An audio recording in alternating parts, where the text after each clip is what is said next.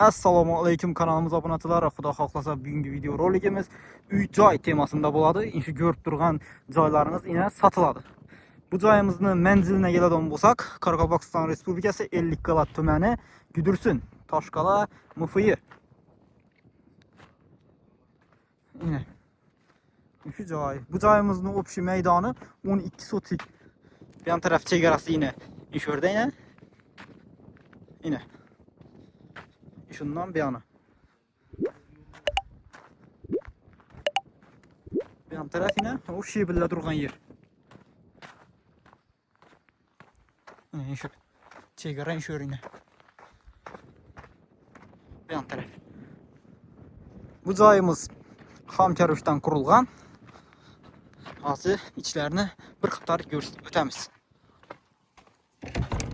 Qani bismillahirrahmanirrahim. Yine girgenimizden joyimiz yine ağaçları çotki ağaçlardan basılgan. Yan taraf, on tarafta bir xona. Yine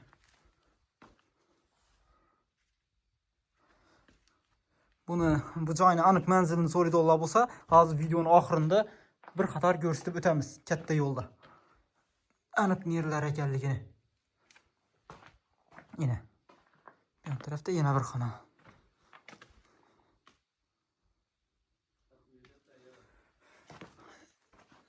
Bir yan tarafına swap baş algan. Joyimizning dokumentinde muammo yok.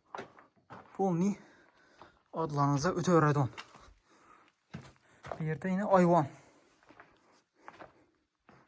Ayvan için möncellengen. Yine ağaçlarını görünle yine. Boy ağaçla basılgan. Bir yan taraf aşxana için.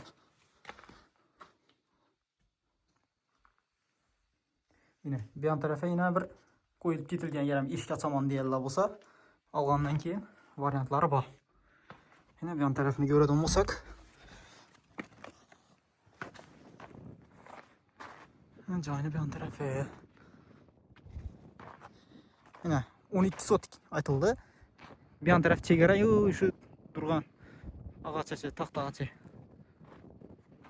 Yine bir kran taş algan. Yalanı görüp durganlarınız yine hem yere joylar salıngan, ahali köçüp gelip başlangan. Bir de 65. mektep yakın eken yine şu joyların arkasında 65. mektep şu joyların yanındaki. 65. mektepin yanında. Eğer bile dolla olsa adresini. Şu bir anda şuradan yine Xudo xolasa köçe düşedeken o şu joylarına gelip tuttu. Şimdi bir yerden adamlar gelişip şöyle köçene hep gelediler Xudo xolasa. Yandakiler joylarını sasa, yanındakiler.